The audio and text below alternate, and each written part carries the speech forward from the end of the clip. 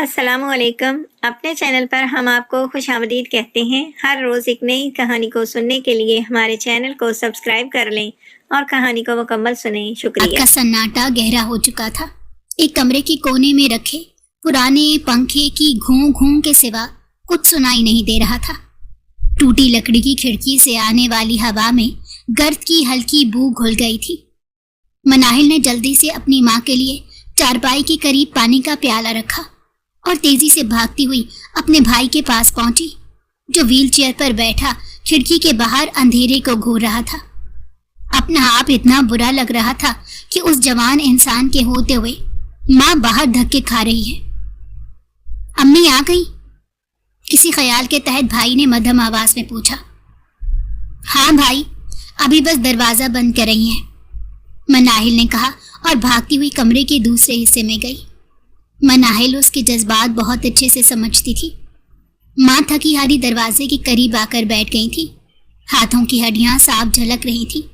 چہرے پر دن بھر کی مشقت کے آثار نمایاں تھے. مالکن کام بھی تو گدھے کی طرح کرواتی تھی اور پھر نوکر انسان کیا ہی منع کرے. مناہل نے فوراً ان کے ہاتھ سے تھیلا پکڑا اور پانی کا پیالہ ان کے لبوں سے لگا دیا. امی، آپ مجھے نوکری کرنے کی اجازت کیوں نہیں دیتی؟ مناہل کے لہجے میں ضد بھی تھی اور التجا بھی. دونوں بہن بھائیوں نے ماں کی جانب دیکھا جن کی ہڈیاں اب جواب دے چکی تھیں. ماں نے پیالہ پی کر لمبی سانس لی اور تھکے ہوئے لہجے میں بولی، بیٹی تمہیں نہیں پتا اس معاشرے کی بھوکی نظریں کیسی ہیں. عورت کا باہر نکلنا آسان نہیں. جب تک ان ہڈیوں میں جان ہے میں تمہیں کسی کے رحم و کرم پر نہیں چھوڑوں گی. مجھے لوگ اب کیا ہی چھیڑیں گے، میری تو اب عمر گزر چکی ہے. مناہل نے جھٹ سے جواب دیا. امی، میں کوئی زیادہ دور نہیں جاؤں گی. محلے کے قریب ہی ایک پارلر والی سے بات ہوئی ہے. باجی بہت اچھی ہیں، کہنے لگی تمہیں دگنے پیسے دے دوں گی، بس دل لگا کر کام کرنے والی چاہیے. وہ کہہ رہی تھی کہ ہنر سیکھ لو اور پھر عیش کرو گے. امی، اتنے پیسے تو ہو ہی جائیں گے کہ ہم کمیٹی ڈال کر بھائی کی ٹانگوں کا علاج کروا سکیں. آج کل نکلی ٹانگیں لگ جاتی ہیں. بھائی کمانے لگیں گے تو بوجھ ہٹ جائے گا. یہ سن کر ویل چیئر پر بیٹھا بھائی چونک گیا. اس کی آنکھوں میں ایک عجیب سی چمک آئی مگر وہ خاموش رہا. کیا اس کے خوابوں کو پھر سے پر لگ سکتے ہیں؟ ماں نے ایک نظر اپنے بیٹے پر ڈالی اور پھر مناہل کی طرف دیکھ کر بولی، بیٹی تم سمجھتی ہو کہ ماں کے دل کو سکون ملے گا اگر وہ اپنی جوان بیٹی کو باہر بھیجے؟ لوگ باتیں بناتے ہیں، انگلیاں اٹھاتے ہیں. تم معصوم ہو، دنیا کی چالاکیوں کو نہیں جانتی، ہر کسی پر بھروسہ کر کے بیٹھ جاتی ہو. مناہل کی آواز بھر آ گئی مگر اس نے ہمت نہ ہاری.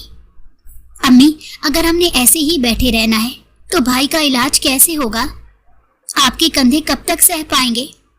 آپ دن بھر مشقت کرتی ہیں، وہ عورت آپ کو کتنی ہی سنا دیتی ہے. میرے لیے سب سے بڑا سکون یہ ہوگا کہ آپ کو تھوڑا آرام ملے اور بھائی پھر سے کھڑا ہو سکے. پھر میں نے کون سا ساری زندگی نوکری کرنے کا کہا ہے؟ صرف 1 سال نوکری کر کے بھائی کی ٹانگیں لگوا دیں گے. ماں نے گہری نظر بیٹی کے چہرے پر ڈالی. مناہل کی آنکھوں میں ہلکی نمی تھی مگر ساتھ ہی ایک عزم بھی تھا. امی، میں وعدہ کرتی ہوں پارلر میں صرف کام کروں گی، بال سنواروں گی، نیل پالش لگاؤں گی، صفائی کروں گی، بس اتنا ہی.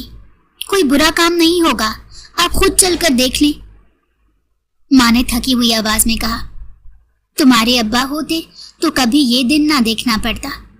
ایک حادثے نے سب کچھ چھین لیا. اب میں تمہیں کیسے اس راہ پر جانے دوں جس کی آخر کا پتہ ہی نہیں. مناہل نے نرمی سے ماں کا ہاتھ پکڑا. امی، میں آپ کے بغیر ایک قدم بھی نہیں اٹھاؤں گی. آپ کل میرے ساتھ چلیں، خود دیکھ لیں. اگر ذرا سا بھی شک ہوا تو میں پھر کبھی ضد نہیں کروں گی. یہ سن کر ماں خاموش ہو گئی. لمحہ بھر کو کمرے میں سناٹا چھا گیا. صرف ویل چیئر کی ہلکی سی چرچراہٹ سنائی دے رہی تھی. بھائی نے پہلی بار بات کی. امی، اگر مناہل کی بات سن لیں تو برا نہیں ہوگا. میں روز رات کو سوچتا ہوں کہ اگر میں پھر سے چلنے لگوں تو آپ کا بوجھ کم ہو جائے گا. میرا دل کڑتا ہے. اس کی آواز لرز رہی تھی.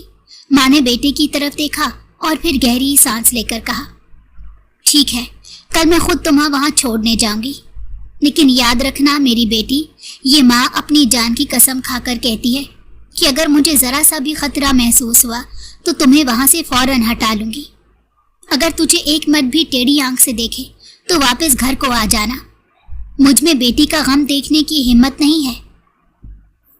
मनाहिल की आंखों में खुशी की नमी तैरने लगी। उसने माँ के गले लगकर कहा, अम्मी आप देखना सब अच्छा होगा, हम जल्द ही भाई का इलाज कराएंगे। भाई को भी जीने की एक नई उम्मीद मिल गई थी। साल तक उसकी टांगें ठीक हो सकती थी, बेटा चल फिर सकता था, फिर से काम को लौट जाएगा। अगले दिन सुबह सवेरे माँ ने खुद मनाहिल का दुपट्टा ठीक किया और उसका हाथ थामकर गली से बाहर निकली। चंद गलियां पार करने के बाद वो उस पार्लर के सामने पहुंची, जहां रंगीन रोशनियों और आईनों के अक्स से हर चीज जगमगा रही थी। पार्लर वाली ने माँ को देखते ही एहतराम से सलाम किया। माँ ने सख्त लहजे में कहा, मेरी बेटी बहुत मासूम है, अगर काम में कभी कोताही हो तो डांट दीजिएगा, लेकिन इस पर बुरा भला मत कहिएगा और इसका ध्यान रखिएगा। पार्लर वाली ने फौरन हामी भर ली। फिक्र न करें बीबी जी, आपकी बेटी मेहनती लगती है, मैं खुद इस पर नजर रखूंगी। मनाहिल ने माँ की तरफ मुस्कुरा कर देखा। माँ के चेहरे पर अभी भी फिक्र के बादल छाए हुए थे, मगर दिल के किसी कोने में उम्मीद की एक किरण जगमगाने लगी थी। मनाहिल का मासूम दिल तो ख्वाब देखने लगा था, अपने भाई के चलने के ख्वाब। उसे इसके अलावा किसी चीज की ख्वाहिश नहीं थी। चंद दिनों में ही मनाहिल ने अपनी लगन और मेहनत से सबके दिल जीत लिए। खवातीन उसके हाथों का काम पसंद करने लगी।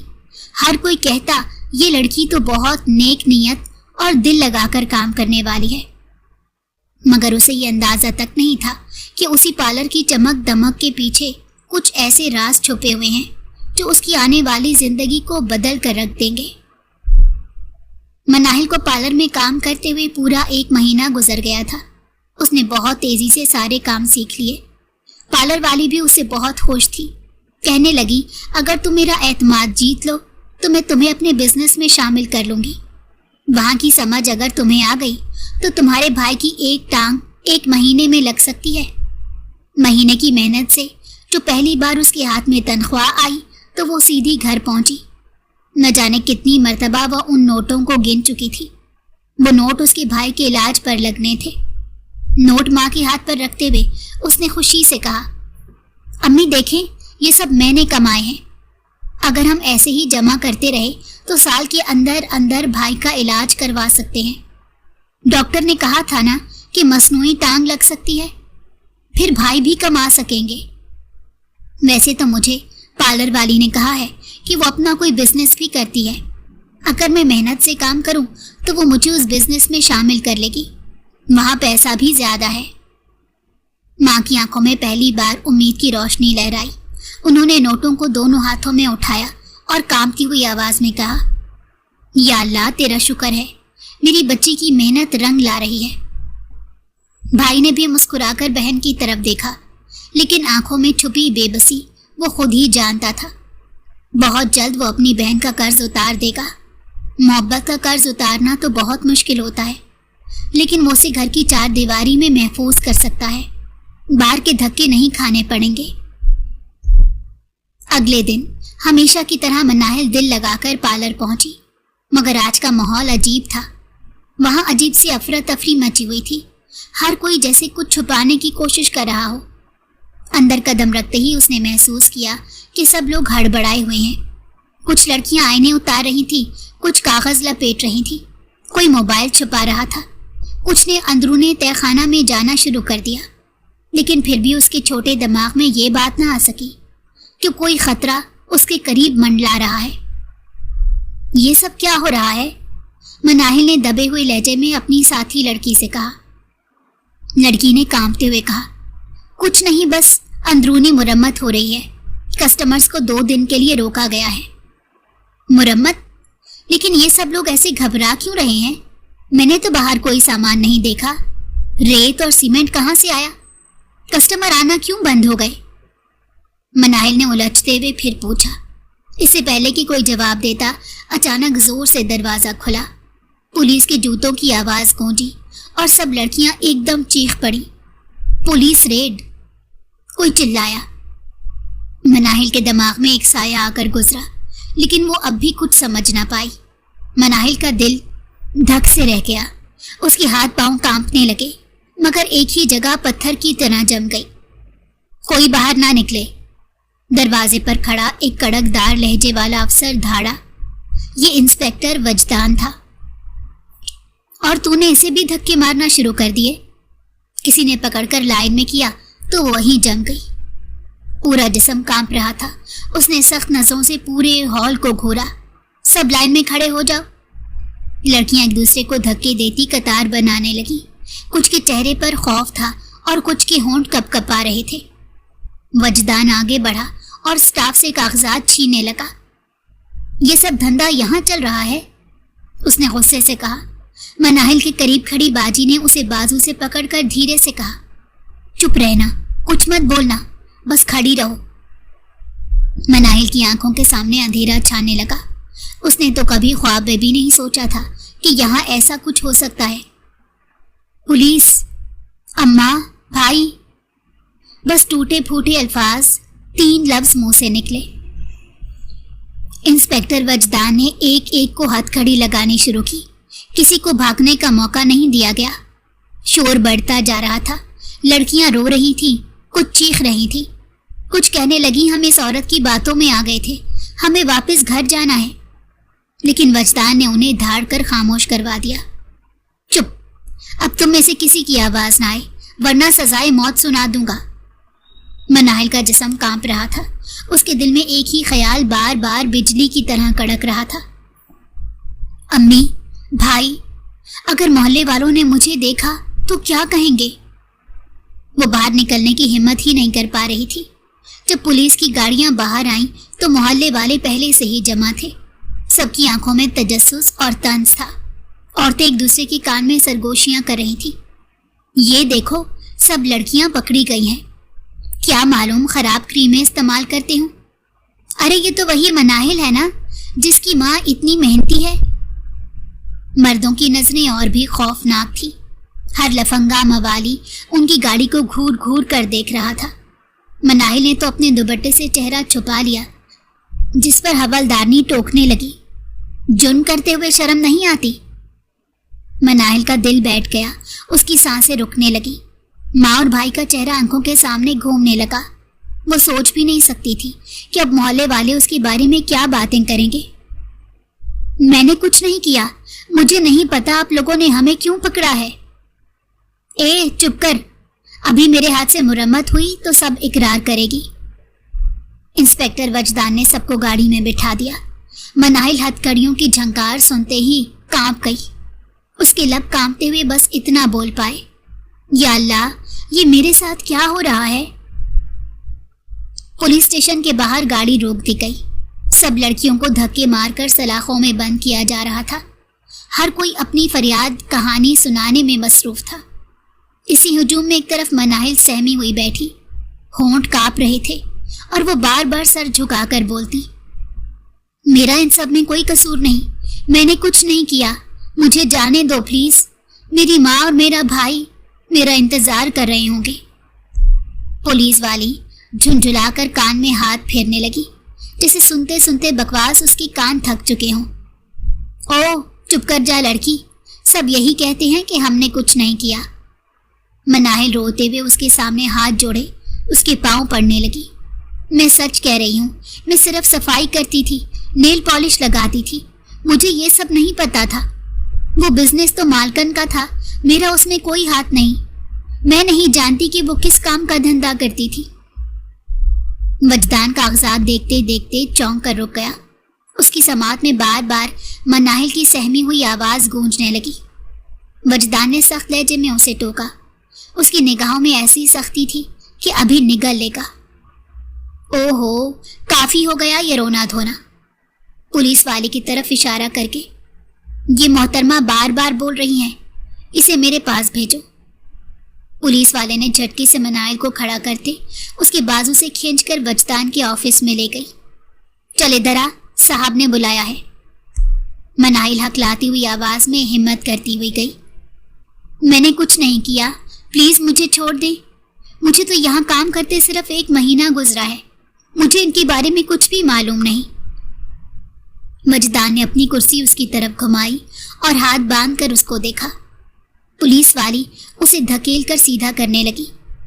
बस बस, ज्यादा ड्रामा ना कर, जा सामने जाकर खड़ी हो जा।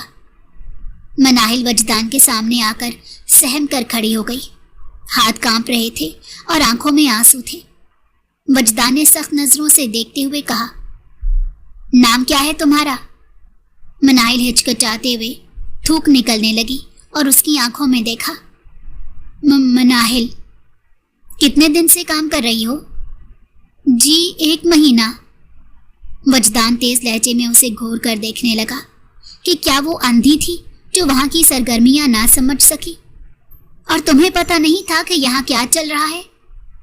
मनाहिल रोने लगी और फूट फूट कर रोने से वजदान को और गुस्सा आया। कसम से नहीं पता था, मैं तो सिर्फ घर का बोझ कम करने आई थी। भाई की टांगे मफलूज हैं और माँ सारा दिन मजदूरी करती है। मैंने सोचा था थोड़ा पैसा कमा लूंगी, बस इतना ही। वजदान कुछ लम्हे उसे घूरता रहा।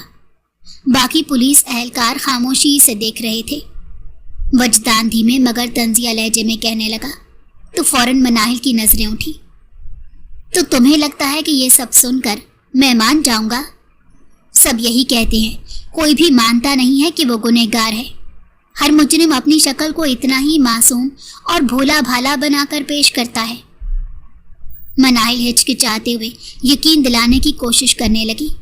न जाने क्यों लग रहा था कि सामने वाला बहुत बड़ा बेहिस है। मैं झूठ नहीं बोल रही, प्लीज सर, मेरी बात पर यकीन करें। पुलिस वाली तंजिया हंसते हुए दरमियान में बोली, सर ये लड़की बार बार वही लट लगा रही है, लगता है कोई ड्रामा कर रही है। मनाइल सहम कर आंखों से आंसू बहते हुए उसे टोकने लगी। मैं ड्रामा नहीं कर रही, मैं तो सिर्फ माँ के लिए, भाई के लिए। वजदान एक पल को खामोश हो गया, जैसे सोच रहा हो, फिर सख्त लहजे में कहने लगा, ठीक है, इसे सबसे अलग करो, बाकी सबका हिसाब बाद में देखते हैं। पुलिस वाली ने जोर से मनाइल का बाजू पकड़ा। वो चीखती रही, कहती रही कि मैंने कुछ नहीं किया, मुझे वापस घर जाना है, लेकिन उसकी बात पर किसी ने यकीन नहीं किया। आजा लड़की, अलग खड़ी हो, ज्यादा शरीफ बनने की जरूरत नहीं। मैंने कुछ नहीं किया, अल्लाह जानता है। मोहल्ले वाली सांस फूली हुई दरवाजा खटखटाते हुए बोली, ओ बाजी, बाजी दरवाजा खोलो, बड़ी मुसीबत हो गई। ऐसे जैसे किसी की मौत वाक़या हो गई हो। उस औरत के बारे में मशहूर था, पूरे मोहल्ले की खबरें इकट्ठी करने का काम उसी के जिम्मे है। मनाहिल की माँ ने बुरा सा मुंह बनाया, क्योंकि मालूम था कि पूरे मोहल्ले की चोरियां करके जाएगी। दरवाज़ा खोलते हुए कहने लगी, क्या हुआ, क्या किसी की मौत हो गई है क्या? मोहल्ले वाली ने नफी में सर हिलाया और बोलना शुरू किया, पुलिस ने छापा मारा है पार्लर पर, सब लड़कियां पकड़ी गई हैं, तुम्हारी मनाहिल भी उन्हीं में है। मनाहिल की माँ सर पकड़कर रोते हुए सीना पीटने लगी, या अल्लाह, मैंने कहा था ना कि मैं अपनी बच्ची को बाहर नहीं भेजूंगी। जमाना ठीक नहीं, देखो आज मेरा खौफ सच हो गया।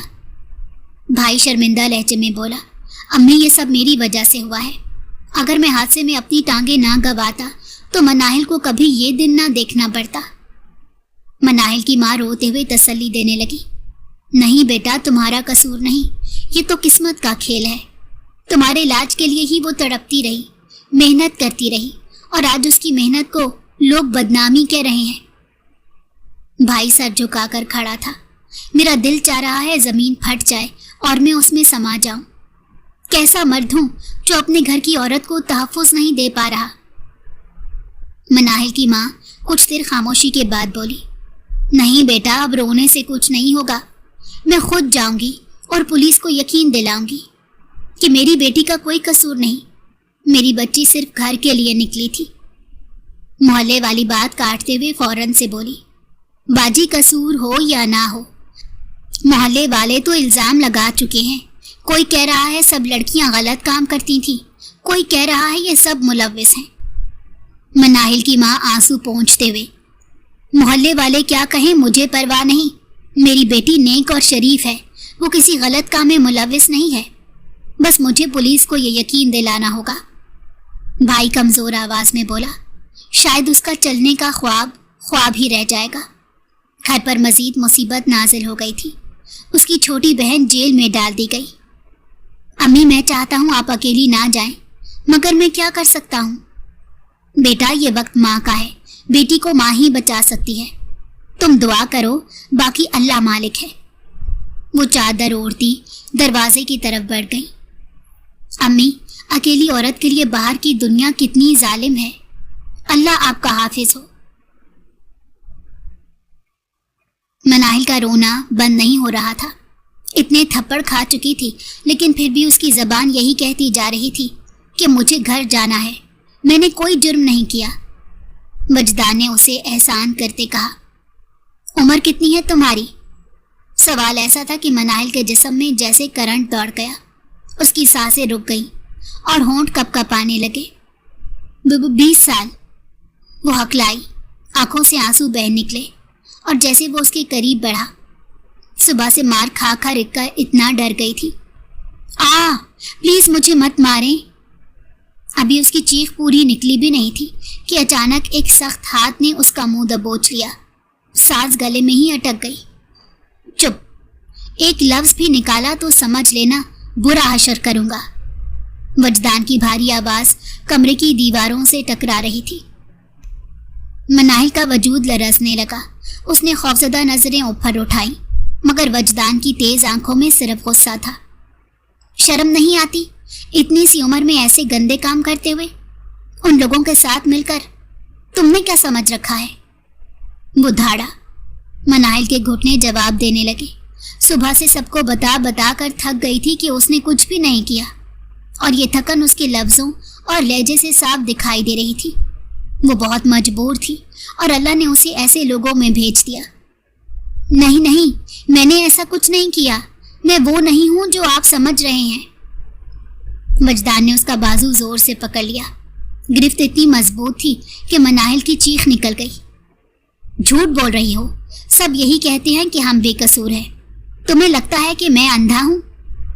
मुझे नहीं पता चलता कि कौन सच है और कौन ड्रामा कर रहा है। मनाहिल हिचकिचाते हुए रोते रोते कहने लगी। आंखें सूज चली थी। कसम से मैं बेकसूर हूं, मुझे कुछ नहीं पता था।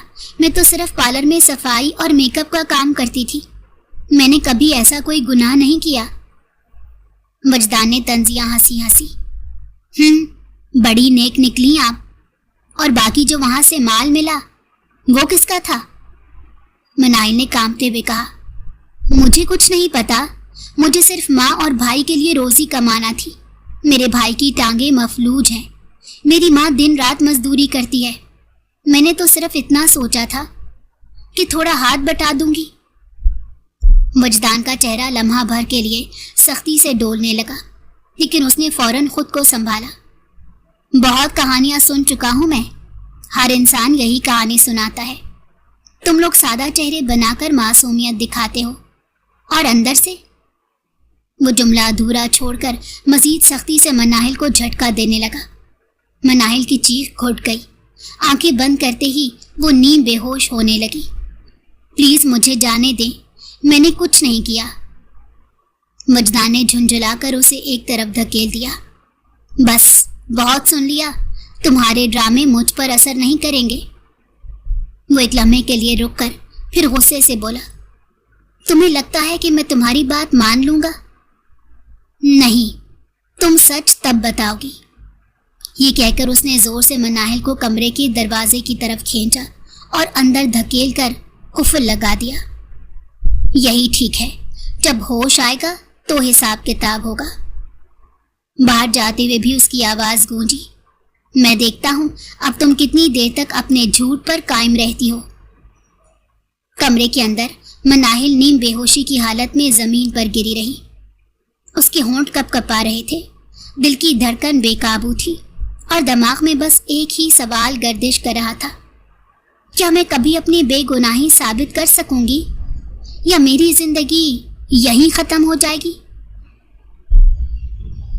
बूढ़ी माँ वहां पर सफेद चादर ओढ़े हाथ जोड़कर फरियाद कर रही थी। वजदान ने उनकी उम्र और चेहरे पर शराफत को देखते हुए बैठने का इशारा किया, लेकिन वो बस एक ही बात बोले जा रही थी, तुम्हें खुदा का वास्ता है, मेरी बेटी को छोड़ दो। मनाहिल की माँ रोते हुए वजदान के कदमों के पास आकर खड़ी हो गई। वो समझ नहीं सका कि वो किसकी वालदा है। यहाँ पॉलर में आई औरतों में से 4 और लड़कियां भी शामिल थी। उसका कोई कसूर नहीं, वो तो अपने भाई की टांगे लगवाने के लिए छोटी मोटी नौकरी की तलाश कर रही थी। वजदान ने सर्द लहजे में कहा, कितनी कीमत पर आपको पार्लर वाली ने खरीदा था? ऐसे मजबूर लोग तो उन्हें ही खरीदने आते हैं। मनाइल की माँ ने फौरन हाथ जोड़ लिए। नहीं, ऐसी बात मत कहो साहब, मैं अपने माजूर बेटे की कसम खाकर कहती हूँ, मेरी बेटी को हमने पैसों की खातिर वहां काम के लिए नहीं रखा। उनकी आंखों में साफ सच्चाई दिखाई दे रही थी, लेकिन वजदान ने फिर भी उनसे पूछना चाहा। वजदान ने घूर कर पूछा, तो फिर तुम्हें मालूम नहीं था कि वहां क्या होता है?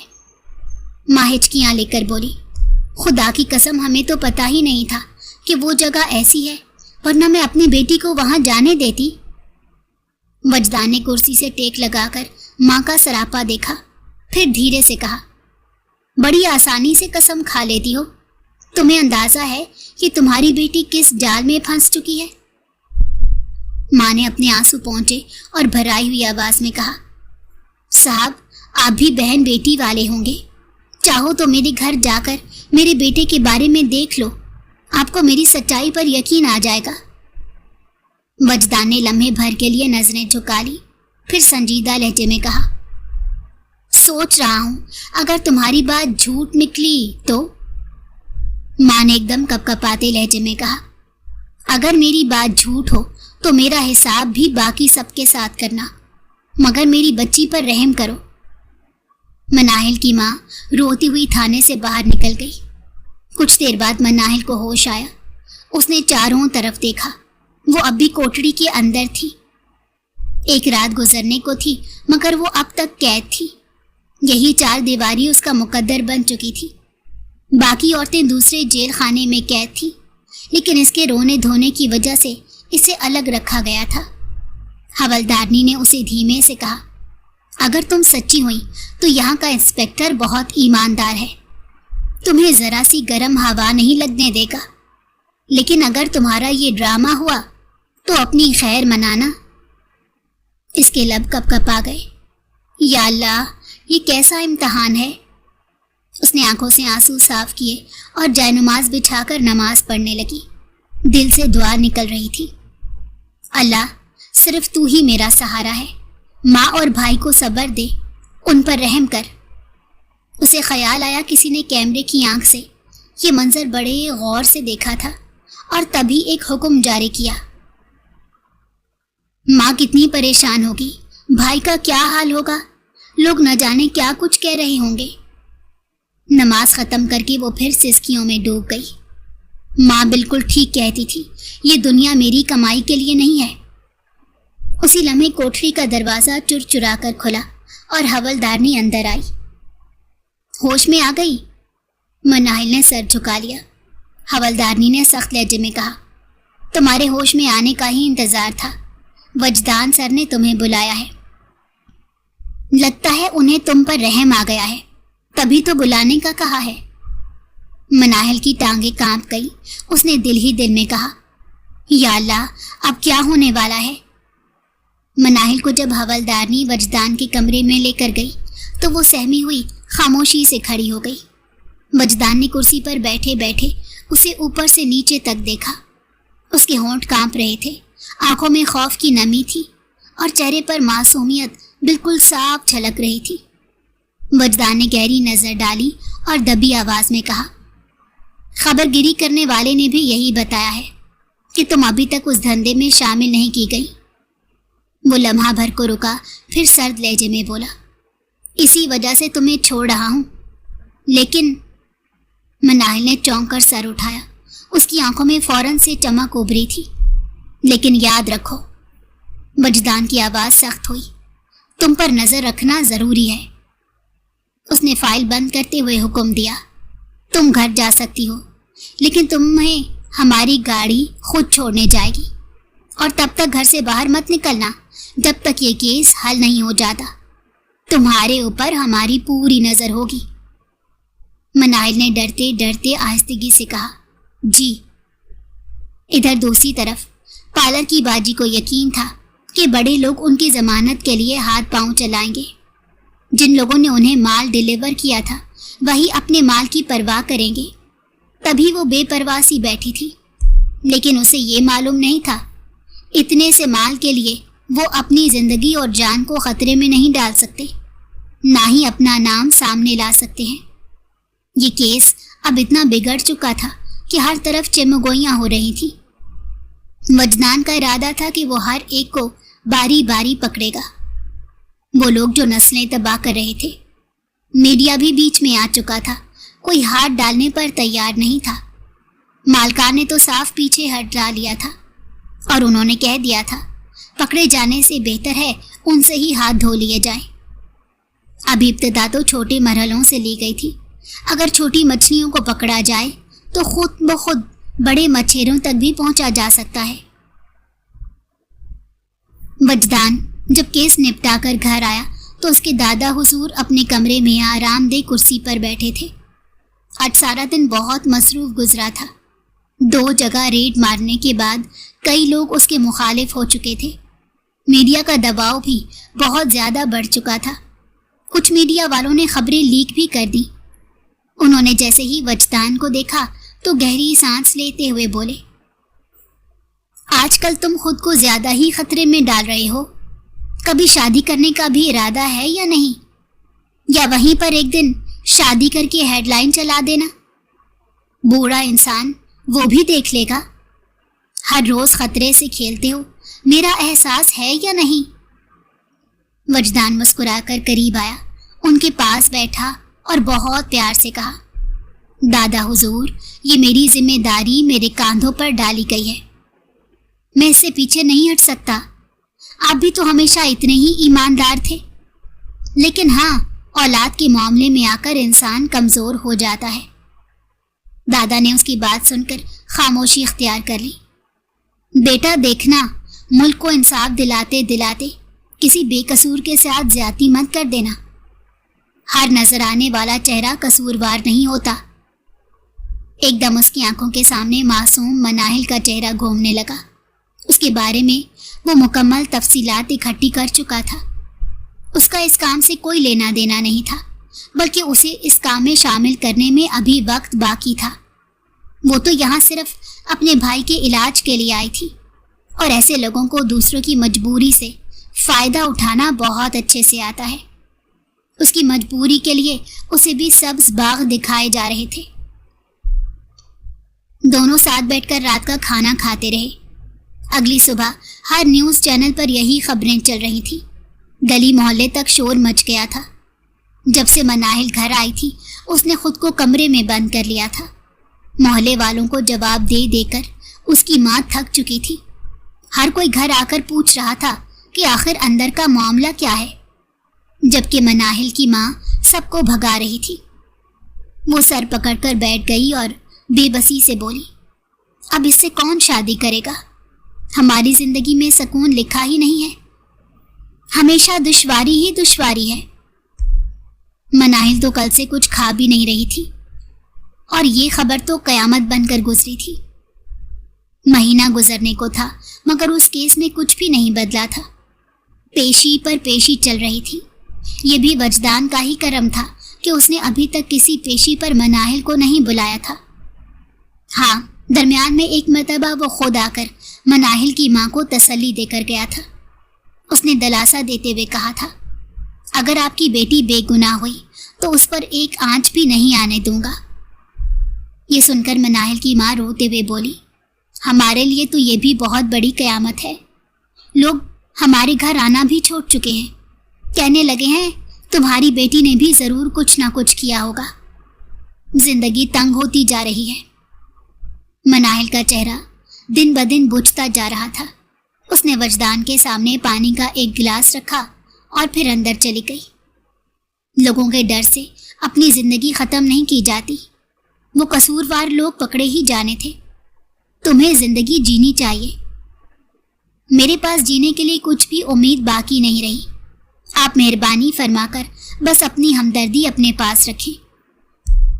منائل کی ماں نے اسے ٹوکنا چاہا، لیکن وجدان نے اشارے سے خاموش کروا دیا۔ وجدان کچھ دیر وہیں بیٹھا رہا، منائل کو دیکھتا رہا، پھر آخر میں خاموشی سے معذرت کر کے وہاں سے اٹھ کر آ گیا۔ وجدان کے کانوں میں اس کا لہجہ گونجتا رہا تھا۔ اس کی روٹھی ہوئی آنکھیں اور اداس زندگی نے اس کے دل میں ہلچل مچا چکی تھی۔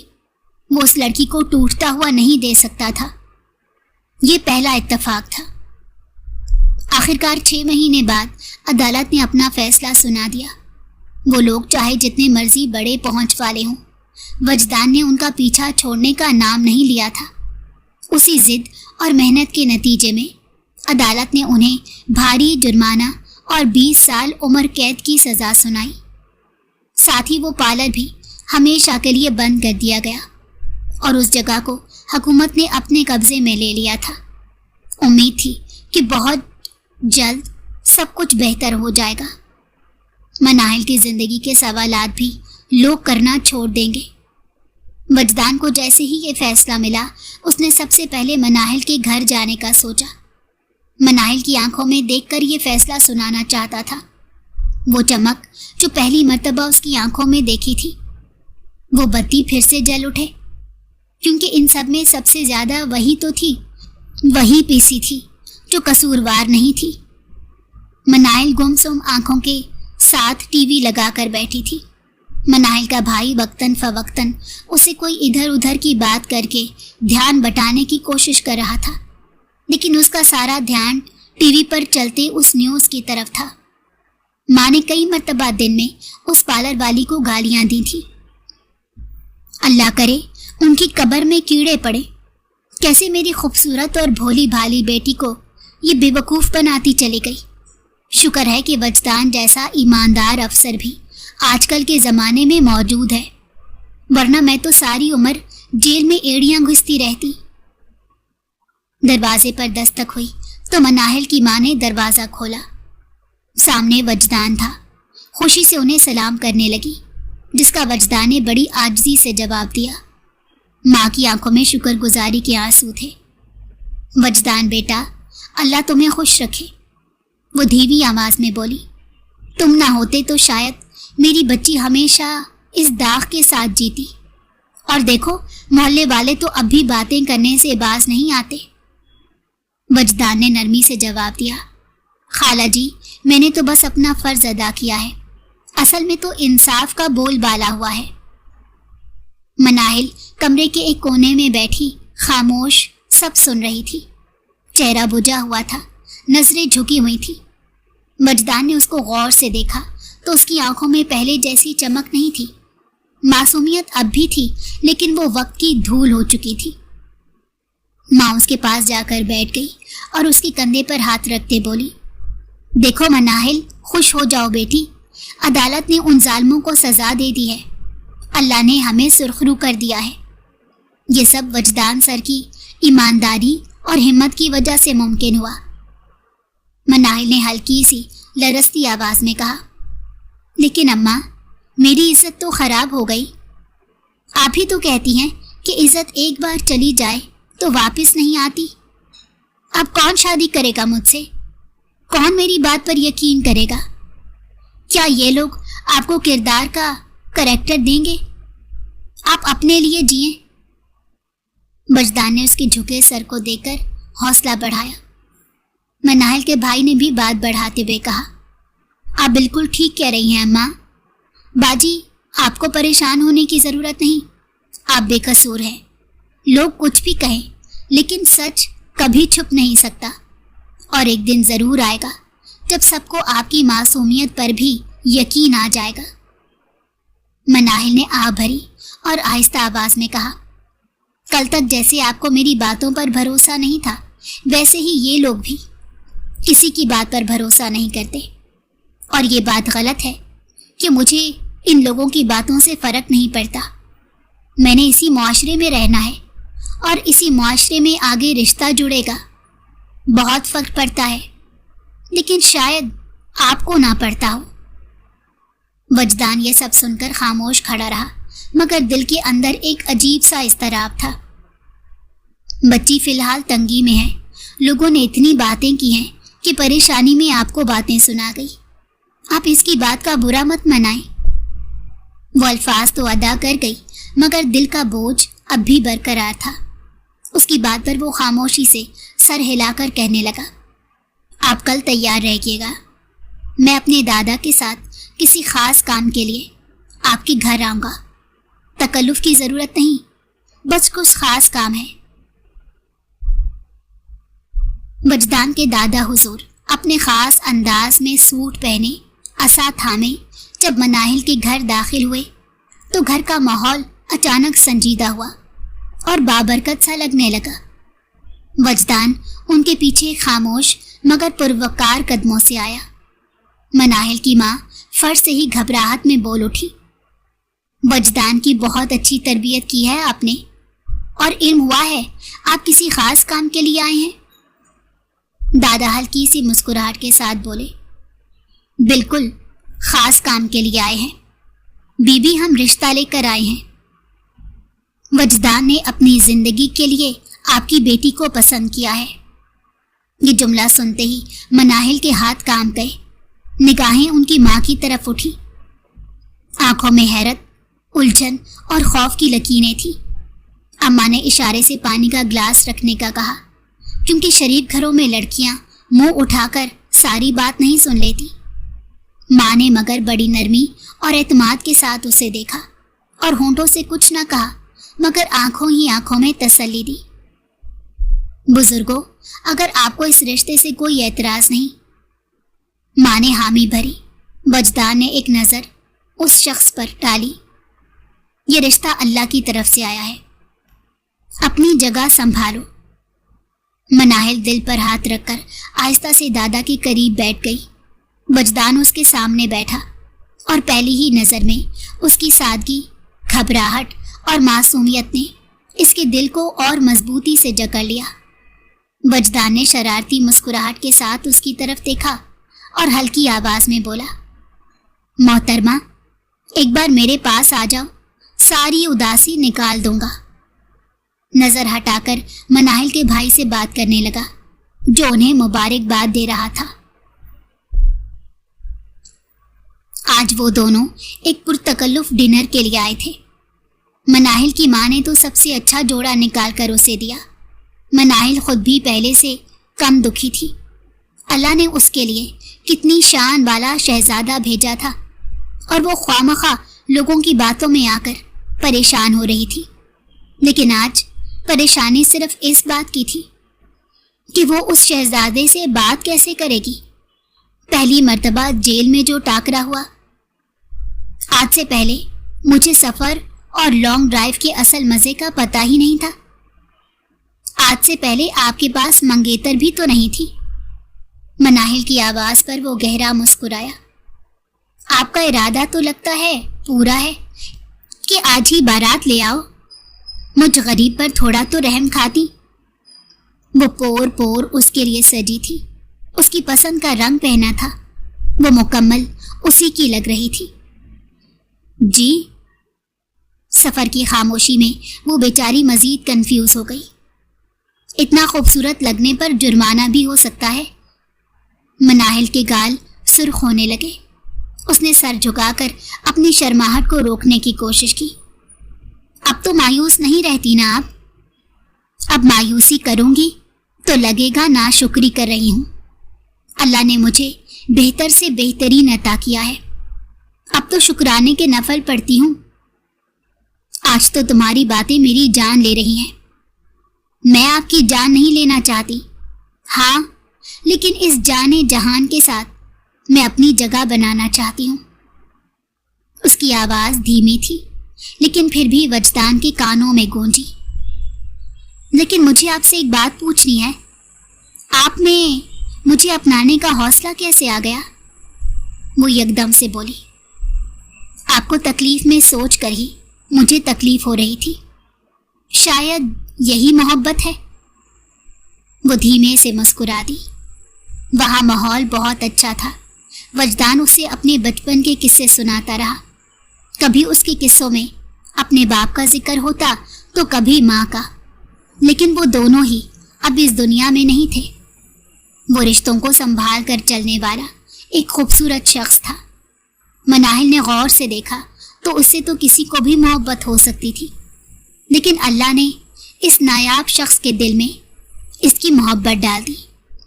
अल्लाह उस पर कितना मेहरबान था। खाना खाने के बाद वो उसे वापस छोड़कर घर चला गया। 1 साल बाद मोहल्ले के लोग हैरान थे कि जिस घर पर कभी तूफान आया था आज वहां रौनकें लौट कर आई हैं। मनाहिल की माँ सबके घर जा जाकर खुद शादी का कार्ड देकर आई थी और कहने लगी उनकी बेटी की खुशियों में अगर दुआएं दे सकते हैं तभी शामिल होइएगा। वक्त की चाल ने इतना समझा दिया था कि लोग चाहें जो भी कहें, अल्लाह की रजा के आगे सब माया है।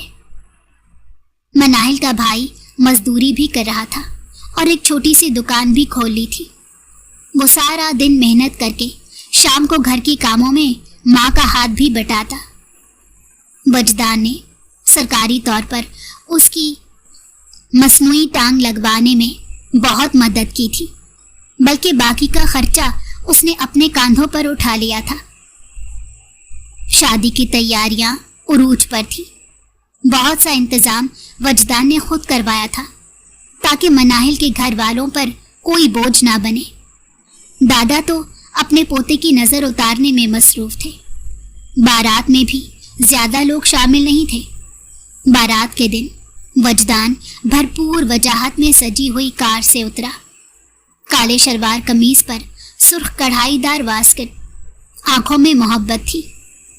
हॉल में दाखिल हुआ तो मनाहिल शर्म से घूंघट में छुपी हुई बैठी थी। निकाह के बाद पहली मर्तबा जब दोनों की नजरें टकराईं तो जैसे वक्त थम सा गया। मनाहिल ने झिझकते हुए सर उठाया तो वजदान ने धीरे से मुस्कुराकर कहा, अब भी नजरें झुकाएंगी या मेरा दिल बहलाने के लिए कुछ बातें भी करेंगी? दिल को करार नहीं आ रहा। दिल करता है अभी यहाँ से उठा कर ले जाऊं।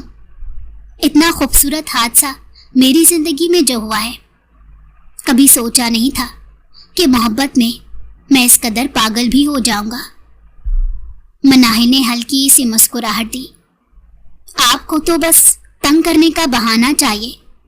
आपका रोमांटिक मूड कभी भी ऑन हो जाता है। वजदान ने धीरे से उसके कान के करीब झुककर कहा, नहीं, मुझे बस ये यकीन चाहिए कि ये लम्हा हमेशा के लिए है और तुम हमेशा मेरी रहोगी। मनाहिल के लबों पर मुस्कुराहट फैल गई। दिल में शुक्र का चिराग जल उठा। आप दोनों मियाँ बीवी एक दूसरे के कानों में बाद में बातें कर लीजिएगा। यहाँ सारे लोग यही कहेंगे कि अभी से लड़का लड़की के कदमों में बिछा हुआ है। मनाहिल का भाई शरारत से कहने लगा, हमें तो इसमें कोई कबाहत नजर नहीं आती। हम तो कदमों में बिछने को तैयार हैं। वो मोहब्बत से मनाहिल की जानिब देखने लगा। मेरी बहन बहुत अच्छे से आप पर जादू कर रही हैं। मनाहिल ने घूर कर देखा। जो भाई होकर दुश्मनी निभा रहा था। बारात के शोर, ढोल की थाप और दुआओं के बीच वो दोनों एक दूसरे को देख रहे थे। वजदान की आंखों में यकीन और मोहब्बत की गहराई थी और मनाहिल के दिल में सुकून।